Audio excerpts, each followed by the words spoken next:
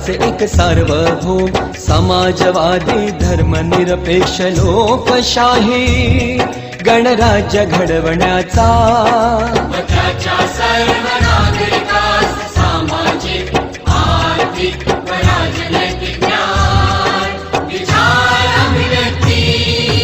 विश्वास श्रद्धा व उपासना यांचे स्वातंत्र्य